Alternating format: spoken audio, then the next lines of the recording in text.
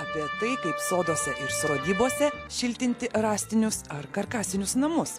Miškininkas Stanislovas savo mediniam namui iš rąstų ieškojo natūralių šiltinimo medžiagų.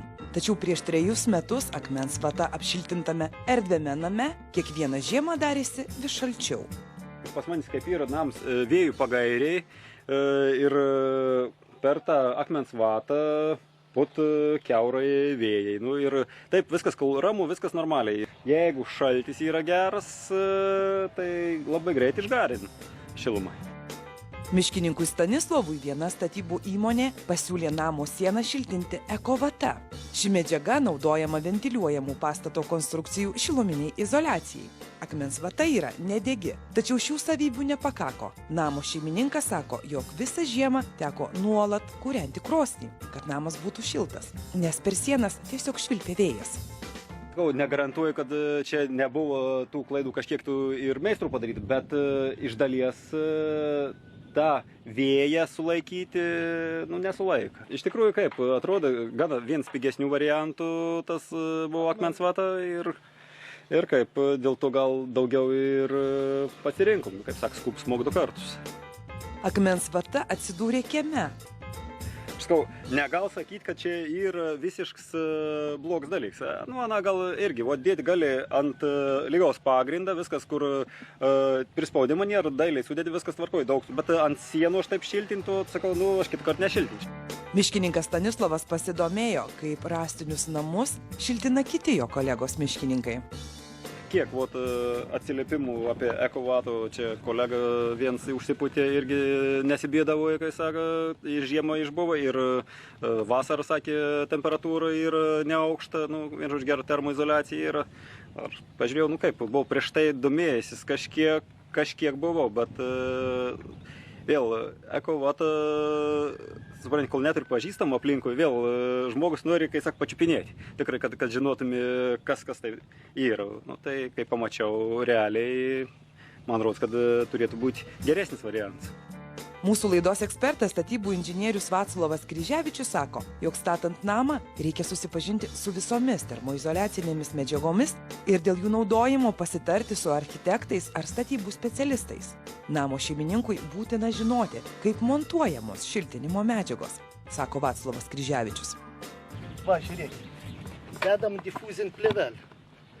Tarp difuzinis plėvelis ir apdailinių lentų startas. Pačioje irgi tas tarpas. Tai jūs įsivaizduokit, kokį susidaro šaktą. Nuo pat apačios traukia.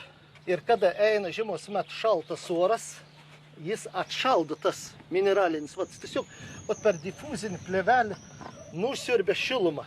Yra mokslininkų užsienį paskaičiuoti prie -18 laipsnių. Dėl šito ventiliuojamo tarpo, kuris paliekams tarp difuzinis plėvelis ir apdailinis medžiagos, prie -18 praranda net 50% savo šiluminių savybių termoizoliacinis medžiagas. Vienur daugiau pasispaudžia, vienur pasispaudžia daugiau, kitur mažiau. Aišku, reikia tvarkingai sudėti. Bet žiūrėkit, šitą vietą. O bruseliais lieka tuščia. Per ventiliuojamus tarpus vaikšto šaltis, todėl prarandama daug šilumos, sako statybų specialistas Vaclovas Kryževičius. Paklausius kolegos patarimų, Stanislovas pasikvietė specialistus namo 10 cm pločio tarpą apšiltinti termoizoliacinę medžiagą ekovata. Statybų inžinieriaus Vaclovo Kryževičiaus prašome papasakoti, kaip karkasiniai namai šiltinami ekovata. Matėt mineralinį vatą, ne? Mineralinį vatą prisideda, ją reikia arba pririšti, ar pritvirtinti, spausti ir lieka, kaip minėjau, plyšiai. Dabar kartais klientai sako, kad ar nesukrenta ekovata. Ji negali sukristi. Gali sukristi tas, kas tik prisideda. O čia žiūrėkit, jį prie paviršiaus prisiklijuoja. Žiūrim, visur lieka prisiklijavę. Kaip ekovata priklijuojama prie medinių namo sienų ir prie karkaso. Kiek tam yra naudojama vandens? Iš pradžių sudrėkinu aš, duodu drėgmės ant lentų, o paskiau atsuku iki dugno, pas mane yra toks kranelis, aš pirmą paviršių praeinu, o paskiau sumažinu purkštukų galę ir jinai beveik sausai. čiūčių tik tai vandens teikti. Užpildžius namo šiltinimui skirtus tarpus specialių prietaisų sulyginamas paviršius, o nukritusi ekovarta surenkama ir toliau naudojama šiltinimo darbams.